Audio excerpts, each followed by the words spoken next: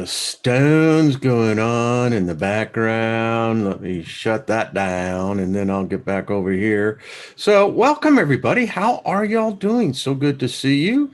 As I pull that up and we hit that and we are good. So, welcome everyone. Thank you for taking the most valuable asset that you have.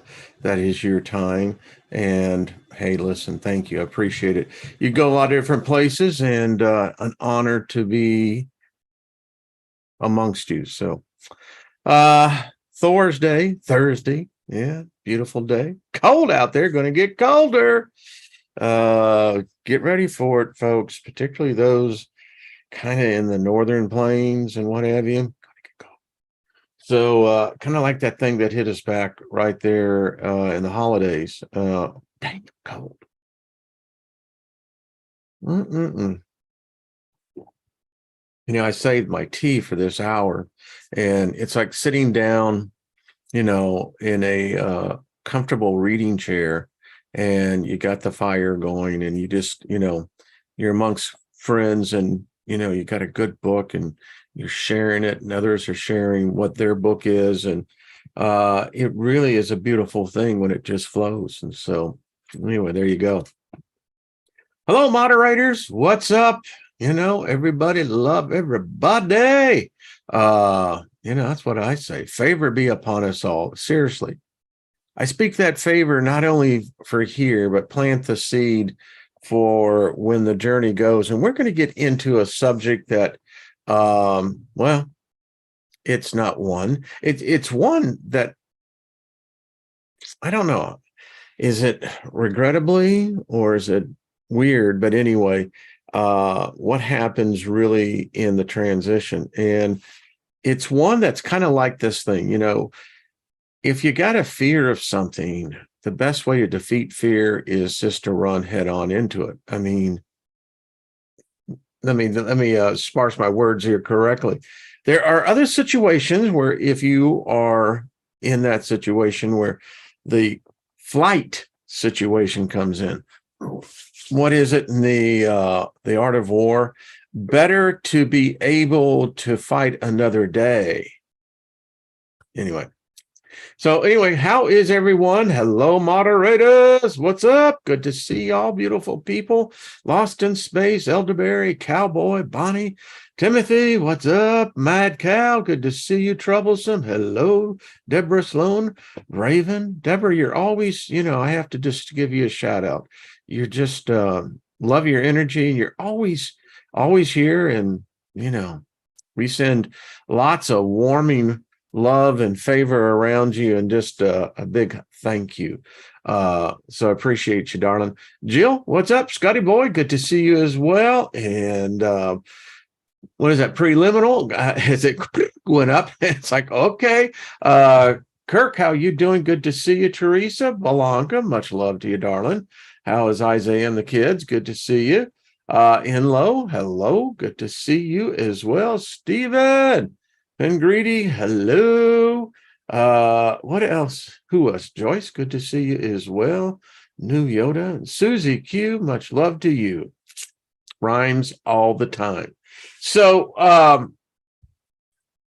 put this in the comment section prior to going live, and I want to give me 1 second as I pull this up. I'll just continue to go amongst yourself. Okay. We've got to stop that so I can get back over here. And then when he gets back over here, he gets over to here. And then I'll put that down there, and then we'll go through here. It's like a tour guide, All right, as we go around the corner, pay particular attention up into the corner. Yeah. Welcome to the show that never ends. There we go. So what do y'all think about this? I mean, we are definitely in different times. So this is New York City. It is, I believe, the New York City courthouse. And the one particularly is the bronze one. This is the goddess, and I'm not sure. It's I know it's called Now. It's, you know, to deal with the whole issue around abortion. And the other gents up there are Confucius, Moses, Zoroaster. Now check this out, folks. So that is a lotus flower from which this, I don't know, I'll let you have your own interpretation. I believe this is a Pakistani origin artist. Interesting. Well, I don't know. I mean, to me, it's so interesting because I've seen something similar to this, not exactly, but similar. And that would be that statue that is in the Pope's public viewing hall. And so this is an interesting. And when I look at the headdress, to me, I see horns. Now, that's what I see. I don't know what the tentacle thing is. That's, yeah, I mean, you have to have your own interpretation on this, because I have no idea. And there is this goddess. The front piece is in homage of Ruth Bader Ginsburg, because that was her signature motif. And then you can see, I still see those as horns. I mean, and I know that horns are depicted in many different cultures as wisdom. It's said that Moses had horns. Now, I don't get the appendage thing. I'm a little lost on that. I look at that and I'm going, I'm not sure what's going on there. And obviously, we all have a different point of view. I don't know, but I do know it sits on top of a justice building. Now, that within itself says a lot. So what is it that y'all like? What do you think of this? Troublesome says the Medusa vibe. That's exactly what was in one of the online news outlets. People that are seeing it are freaking out. I mean, I don't know how many religious people there are, but many that saw, excuse me.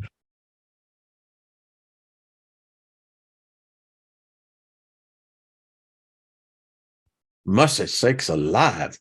They see it as demonic, Medusa-like. I don't know. It's different. It's interpretive. I mean, I don't know. Arms are tentacles. Yeah, and the feet. You know, when you look at the feet, Susie, as it's coming up out of the lotus flower, I mean, what's that about? Don't know. Off the Hook says alien species for sure. Yeah.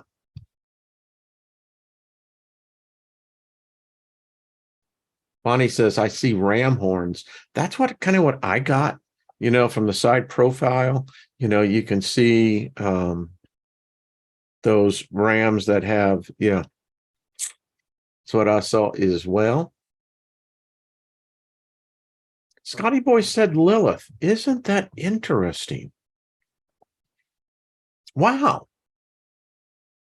Now, Scotty boy, that's quite interpretive. I mean, you think about the issue that what that represented up there on the building. I mean, listen, if you adorn a building with something, it ain't just haphazard and said, what the hell are we going to do with that? I know. Let's put it up there. Nobody else think about it. No, I mean, and if you look at the picture, you can see they actually had to put steel girders attaching that to the main frame of that building, and you're going, so think about all of that. So you have engineers, you got city officials, bureaucrats, you've got building codes. I mean, there's just a whole lot that goes in before you put a bronze statue on a building. I mean, it's just not like, the arts department go, I don't have a clue what the hell, what are we going to do with this? No, there was a lot of thought that went into that. So it's very interesting, Lilith, because you know what, Scotty boy, think about it. She would fit the definition for what the statue was created for. Wowza. All right, Scotty boy gets the high five today. Joyce says not too dissimilar to the one in CERN of Kali. Yeah. Interesting stuff. I mean, is this a new era, or is this merely the return of the old ones? And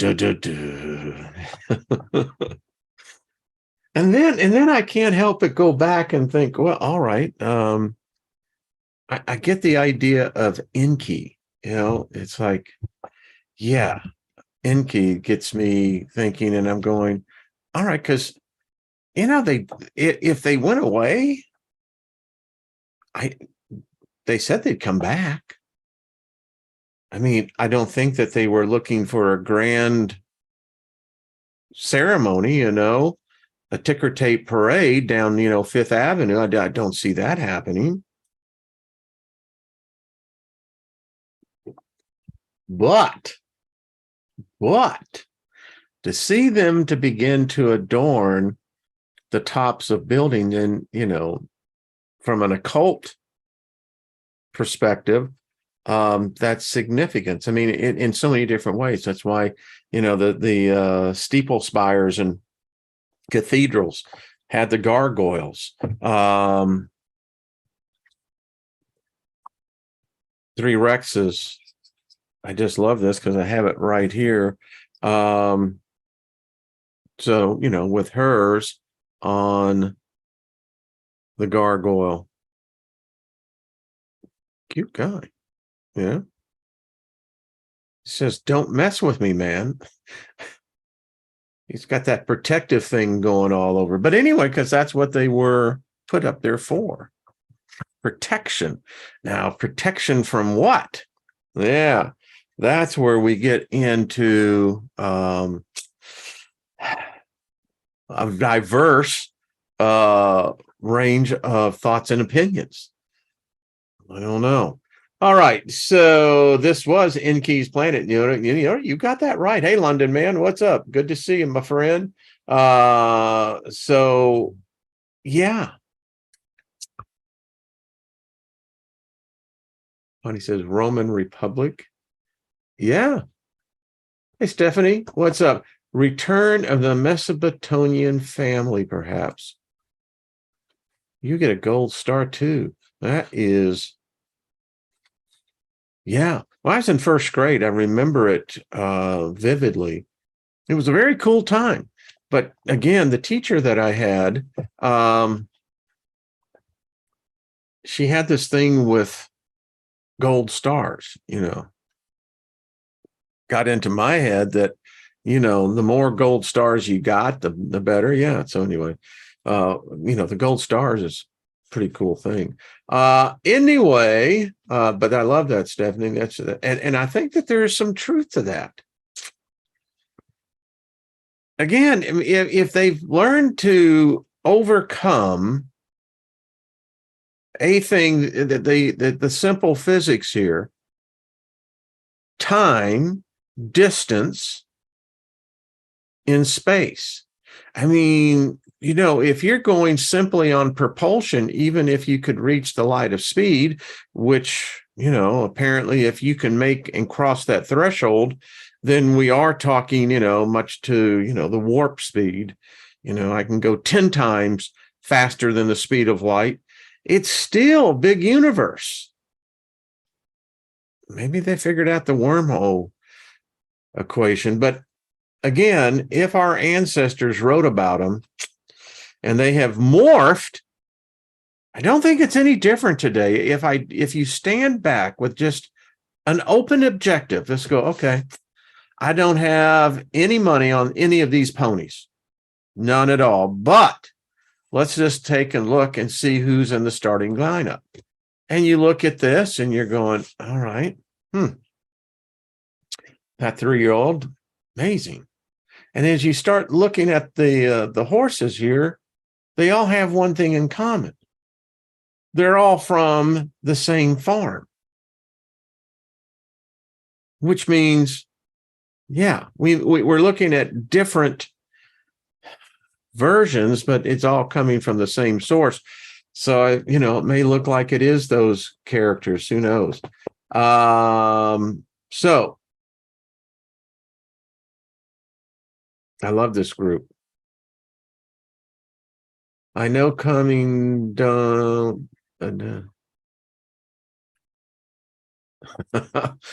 You're amongst friends. Many of us have. So, I want to deal with some, because I get these emails from time to time, and there are people who are passing. I get those who have family passing. And, we discussed this from a lot of different points of view. And my wife gave me this, and it was very interesting, because there is something, I think, if we can just get it put out there, and put out there in a manner that allows us to, well, kind of part the fear and look at what this departure is. We're all of us hold a departure ticket. And it's just the way it is. You come in here, really, and I think that this is kind of like in that spiritual realm, you already get the stamp. The stamp is, yeah, you get to come into this crazy house, but the point is your stamp, and there was a movie done on this, where when you are born, the stamp is in your hand, and it's time. It's exactly how much time you have here. And it's different for everybody. And I think there's a lot of truth to that. And so when we talk about what happens to a human being who is in the process of transitioning from this realm into the next one to come. Now, the author of this book is Barbara Karnes, yep. In her book, and it's only a few pages, but she is a hospice nurse, and for 45 years she has been one. Excuse me. Cheers.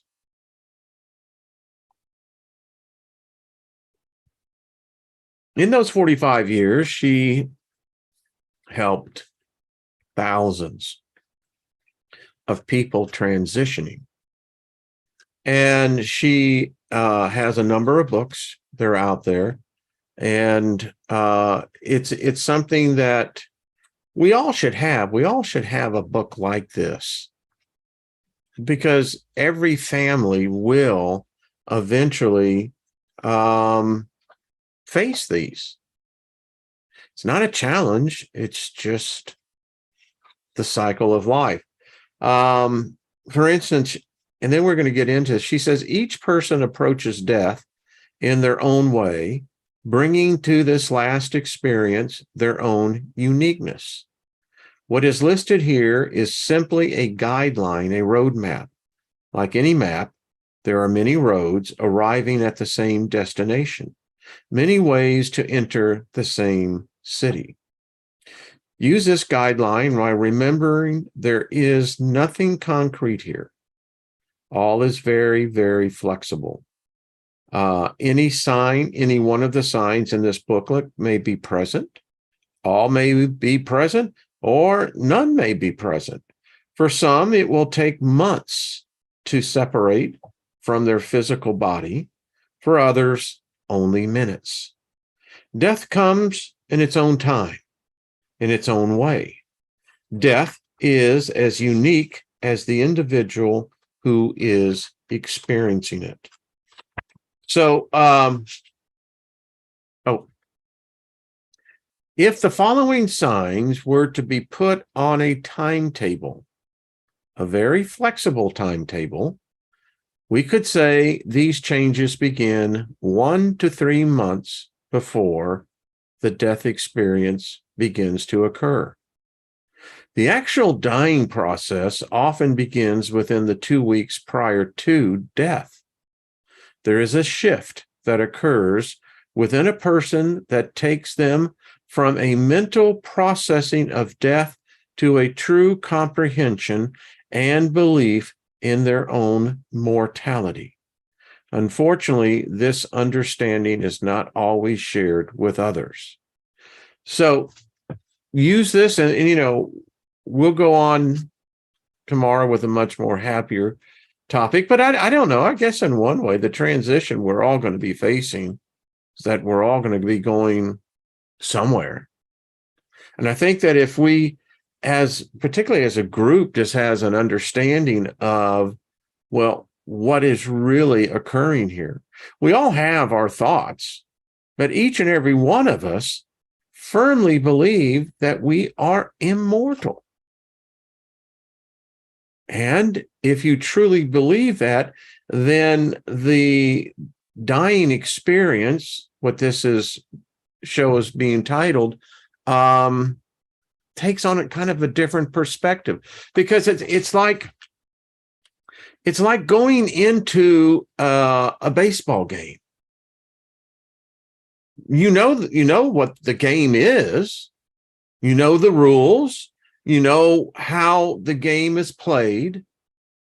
You're familiar with both the teams. You're most likely probably familiar with the individual players. But the thing about it is, you don't know the outcome. And that's how, as I put this together, how I saw this. So I love to see the comments. I'll go back and I want to read them, particularly in the chat room. So here we go. This is the dying experience, and the summary of what happens on a generalized basis. All of us will face this in one manner or the other. So if you kind of got like the knowing, then when the experience begins, you're going to have some familiarity to it, and hopefully a very smooth transition. So this is 1 to 3 months out. These are the general signs you begin to see. We, and I will say we, the individual or the person, that is in the midst of the transition, the dying experience, the withdrawal from the world and people no longer has any real importance. You're not hungry. Food just, doesn't mean anything anymore. Sleepy all the time. All the time.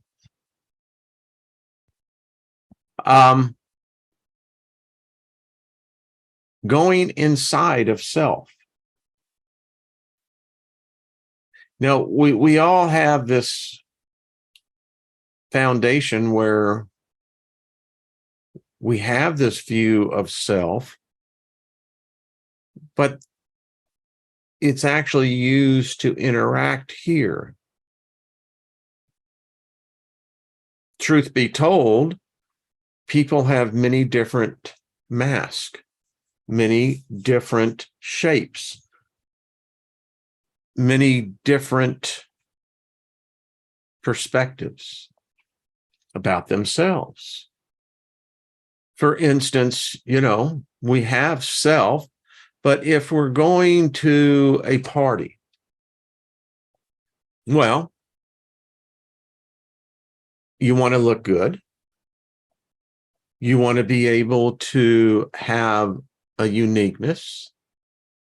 You want to have recognition, but you want to blend in. And the real thing is that we're with others. But this journey is one that is going to require just you. So going inside would be deep, wouldn't it? Here's what Barbara wrote, and I thought this was interesting.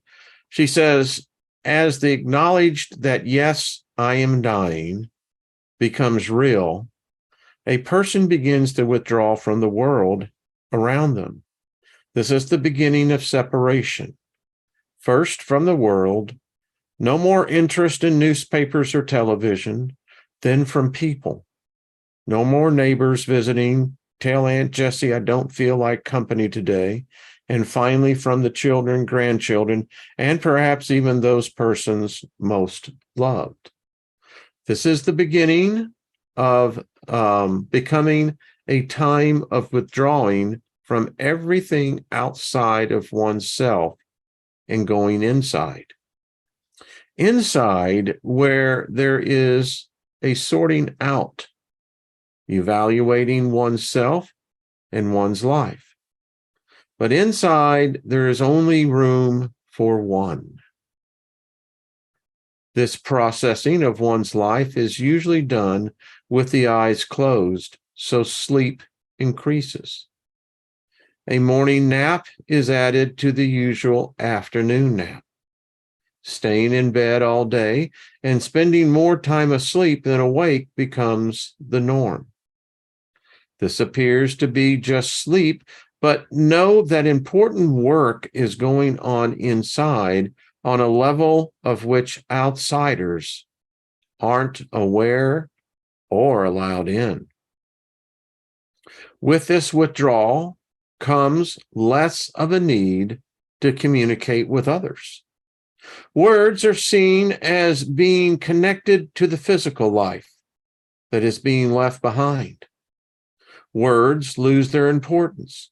Touch and worldliness take on more meaning. Interesting. And it's interesting. We're all going to find this, and no doubt when we enter through the door, we're going to remember this coming together. And so what we're doing is that we're sharing a common knowledge now. It allows all of us to have to add to our mix. Yeah. So we continue. So this is 1 to 2 weeks right before the departure.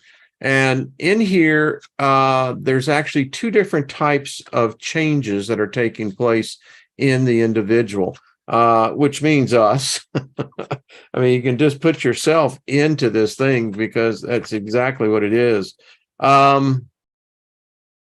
So when we begin to look at this, the mental changes that begin to take place, disorientation, agitation, talking with the unseen, confusion, and picking at clothes. This is really interesting as well. One thing I want to go back to, and I want to make sure I cover this. So when we talk about, it's interesting on the food part of this, what happens that I hadn't really given much thought to, but because food's different for everybody else. There are some people who just love food. Now, I like cooking, love cooking. And, so yeah, we're all kind of into that. You got to have it if you're going to exist here. It said the food is a way we energize our body. It is the means by which we keep our body going, moving, alive. We eat to live. When a body is preparing to die, it is perfectly natural that eating should stop. This is one of the hardest concepts for a family to accept. I've been there. When I came out of the coma, I don't remember being hungry. Like, well, gee, I don't know the people eating on the other side, but it's something here that's, I think that this is, we'll be able to answer it on the other side. There is obviously, I get this sense, something magnificent is unfolding here. There's this anticipation, and it's like, you're on the roller coaster and you're about to tip over. There is a gradual decrease in eating habits. Nothing tastes good. Cravings come and go. Liquids are preferred to solids. I just don't feel like eating.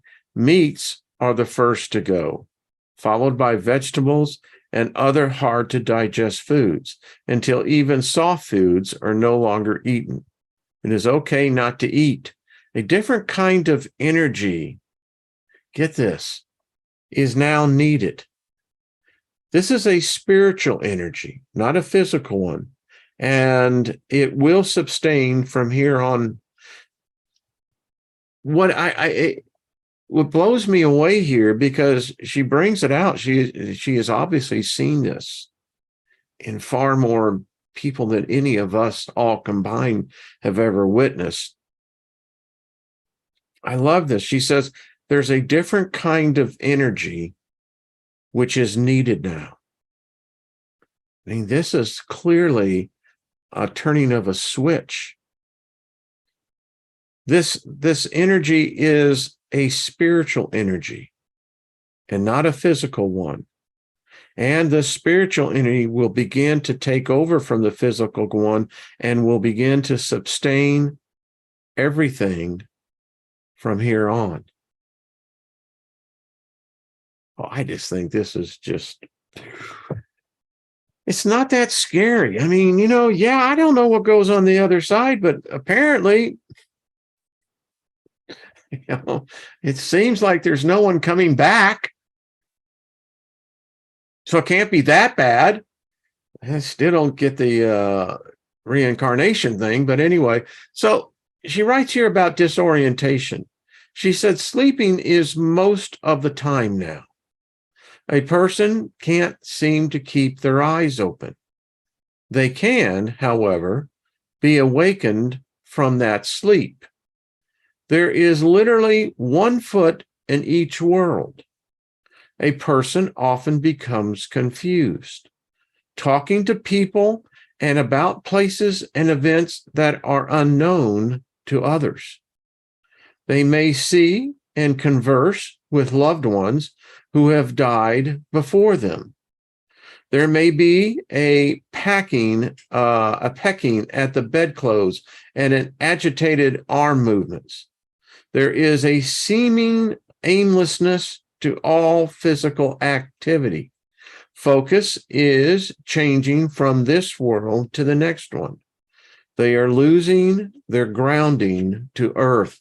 And, and when you think about how this begins to impact all of us, and I was thinking about this. So if you have a departure, how do you want to do yours? I have been saying this for well over a couple decades, is that, my preferred way to go will be in my sleep. I'll go to sleep and I'll awaken on the other side. Again, not everyone goes through this prolonged period of time. As Barbara said at the beginning, for some people, it's just like that. You're here and then you're over there. I don't think that that's so bad if we have the ability to control it, right? So there's physical changes that take place all this time. Decreased in blood pressure, pulse increase or decrease, skin color changes, sometimes pale, sometimes bluish, which is evident of, again, the body shutting down, the main driver of the energy, which is the heart. And if you typically die of natural causes, you're dying most likely of a cardiac event. In fact, that's how most of us will go.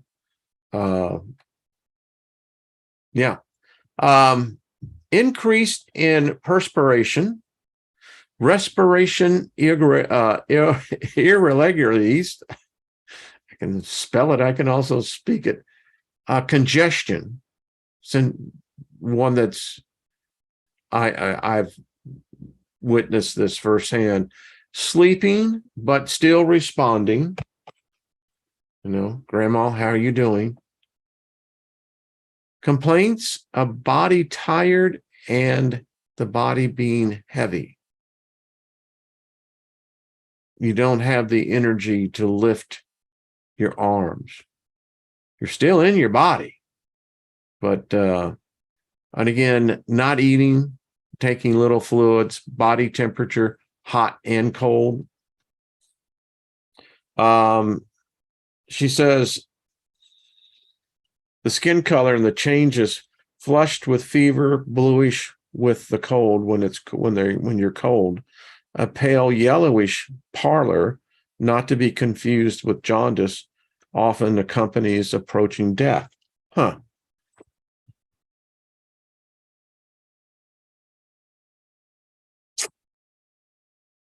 The nails, hands, feet are often pale and bluish because the heart can't circulate the blood anymore.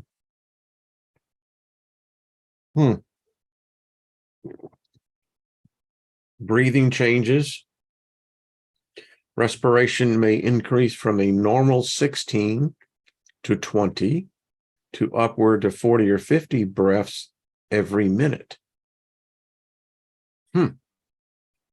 I wonder if there's a need for oxygen in this. There's obviously a lot of energy that's being consumed here in this transition process. Can decrease to 9 or even 6 breaths a minute. There can be a puffing, a blowing of the lips on exhaling, or actually stopping the rhythmic breathing only to resume. This generally occurs during sleep. Congestion also occurs, a rattly sound in the lungs and upper throat. There might be coughing with this, but generally nothing can be expunging. All of these breathing changes and congestion have a tendency to come and go. 1 minute, all or any of these symptoms may be present. The next minute, breathing may be clear and even, very even. But again, how you do yours, I don't know. But it's something that we can at least share together. All right. As we continue, we're now within days. Did I miss the other one? I think I may have. Yes. Okay. Indication of 1 or 2 week signs all begin to happen. There is a surge of energy, decrease in blood pressure, eyes become glassy, tearing, often half open, irregular breathing, stop and start, restlessness or no activity, purplish, blotchy knees, feet, and hands, pulse is weak and hard to find, decrease in urine output, and may soil the bed. She writes here, she says, sometimes there's a surge of energy. A person may talk clearly and alertly when before there had been disorientation. A favorite meal might be asked for and eaten when nothing had been eaten for days. A person might sit in the living room with relatives and visit when they hadn't wanted to be with anyone for quite a while. The spiritual energy for transition from this world to the next has arrived, and it is used for a time of physical expression before moving on. The surge of energy is not always as noticeable as the above examples, but in hindsight, it can usually be recognized. The 1 to 2 week signs that were present earlier become more intense as death approaches. Restlessness can further increase due to lack of oxygen in the blood. The breathing patterns become slower and more irregular. Breathing often stops for 10 to 15 and even 30 to 35 seconds before resuming. Wow. Congestion can be very loud. It can be affected by positioning on one side or the other. It still comes and goes. The eyes may be open or semi-open, but not seen. There is a glassy look to them, often tearing. The hands and feet now become purplish. The knees, the ankles, and the elbows are blotchy. The underside of the arms, legs, and back and buttocks also can become blotchy. Generally, a person becomes non-responsive, unable to respond to their environment. Most times, this is noticed right prior to death arriving. Interesting terms, death arriving. You have to go, okay, that one is true. I still remember the Don Knotts and his passing. He left laughing. I don't find that a bad way to go. So minutes before the arrival of death,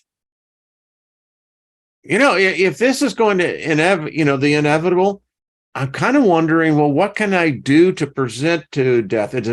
Does it need a drink? I'm sure it's got its thing and, we're going to meet, but it seems like it is this veil that as it passed through, it consumes one, and as it exits out, it becomes what we become. So she said that right before minutes, they have this kind of fish out of water breathing. Any of you ever caught a fish? And you know how that fish is struggling right there at the end, and it's trying to breathe the air, but its gills won't. Yeah. Cannot be awakened. Body no longer responds, and departure has taken place. Now, it's interesting because she says how we approach death is going to depend upon our fear of life, how much we participated in that life, and how willing are we to let go of this known expression to venture into a new one. It's true. I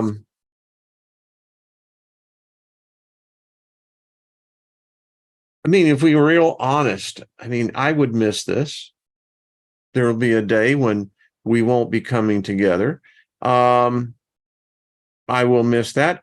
But again, I've added it to the expression of who I am. And I truly and sincerely believe that consciousness is who I am. Now, I may have many different levels of consciousness, but I've been attached to this body for some time.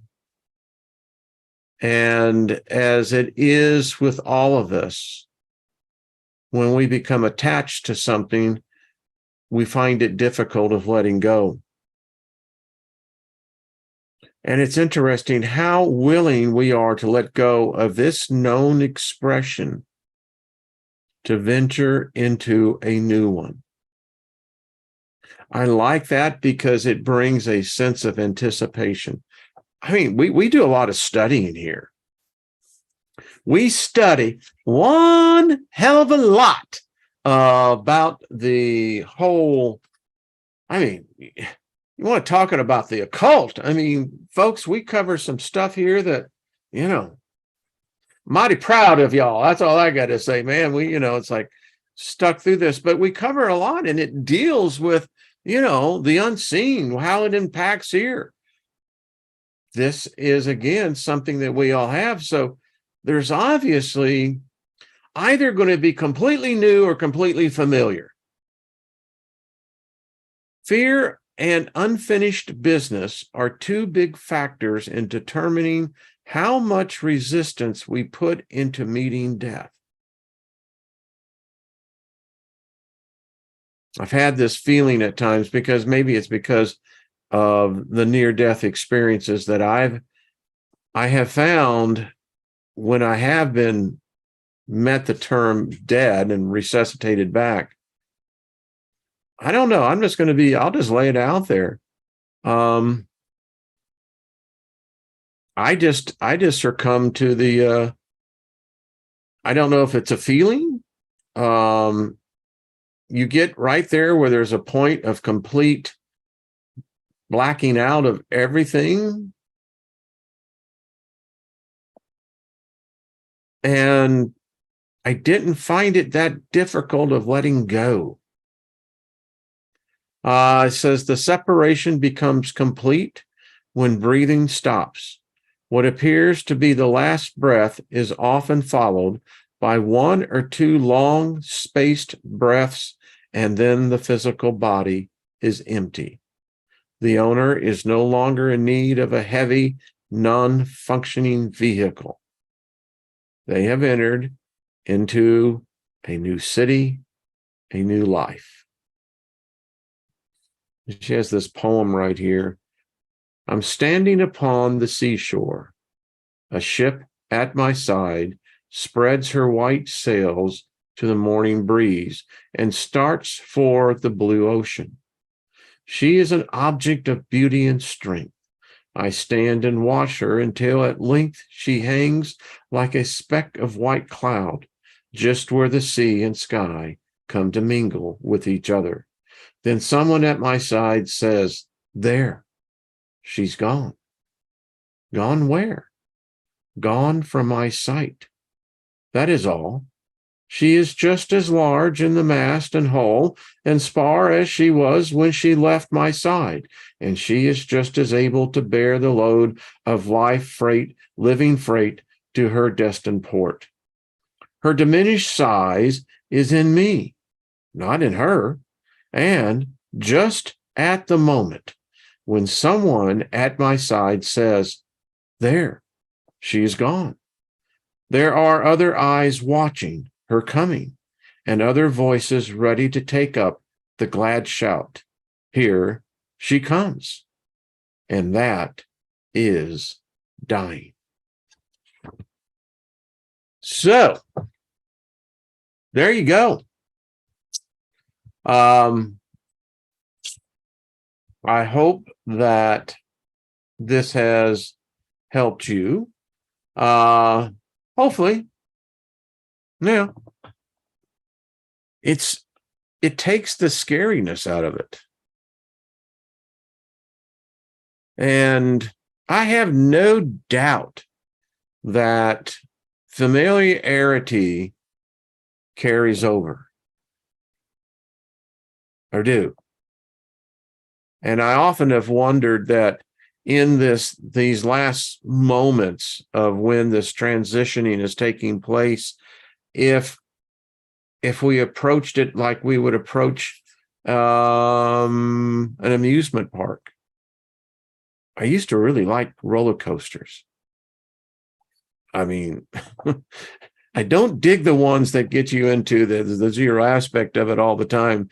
But, particularly the how y'all remember like the old fashioned wooden ones, damn rough on you, but they were fun.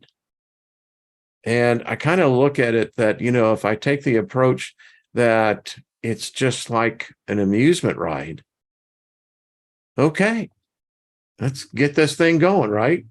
So, Brian says, I want to live another 65 years. Brian, do you really? I don't know. My point is, as I look at this, and I'm sure it is with every generation. I mean, I'm still the hippie that I will always be that. I am that, and there's so many of you that are right there with me on this. The eternal youth. It wasn't so important for us to know everything as it was for us to be able to experience everything. And that's how we became who we are. So many of us were adventurous. I marveled as I look back at the chicks that I knew. These remarkable women. They were in their youth as I was with our bodies, and our bodies were, everything. And many of them were in the same situation I was. And I'll say this, what I marveled most was how many of them, in fact, the only one that I could really think of, but every one of them were strong-willed, determined. And at that time where there was so much class of social, there's still what we have today. And it still all revolves around sex, the genders, the sexes. But yet, yeah. So there you go, folks. That is the conclusion. So it's interesting. And it's yeah, you know what? I don't know what awaits on the other side, but you know what? Again, seems like an awful lot of those who are us, we are them, I am I, but it must not be that bad. I mean, Now, I don't know about going to the light and the recycling, the wiping, and I often wonder if that's just not lore that we add to this mystery, this thing that, you can't evade it. It's the inevitability of us all. And as you progress down the line, you begin to realize that, hey, there is something going on that is far greater than myself. I mean, at times it's like, you just would like to put the brake on this whole thing of going, now, wait a minute. There is so much more that I would like to do. There just isn't enough time. Yeah. Graham says, and it is, something that you have to look forward to. The future. I mean, I marvel at where I am right now to where I was, 3,650 days ago. I mean, what the fuck happened? I mean, it's like, holy crap. And for me, it was like this time. And I look at this and I'm going, back then it was nearly 40 something. Hey, Mr. C.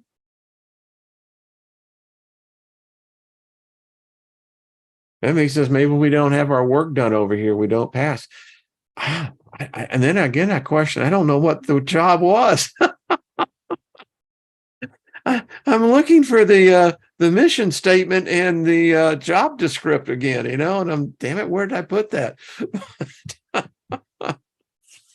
But anyway, so 3,650 days ago, and it has been about that long where there truly was a transformation that took place.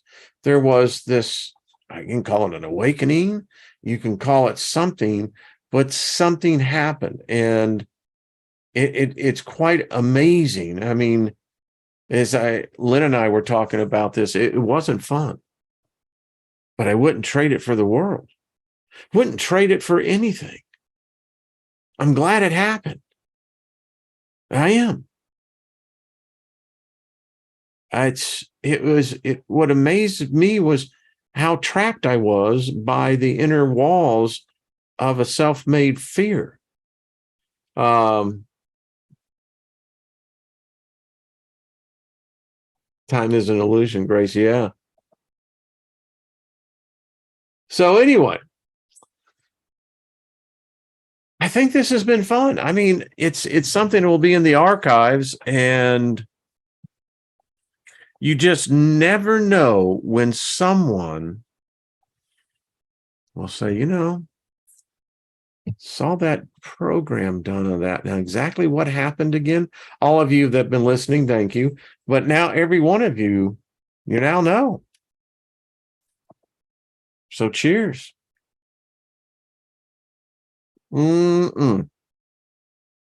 Fantastic. I mean, they talk about water on the other side. I wonder what that's all about. All right, good folks. Thank you. Much love to you. See you tomorrow, and have yourself the best day of the rest of your life. Yeah, that's a good one. Yeah.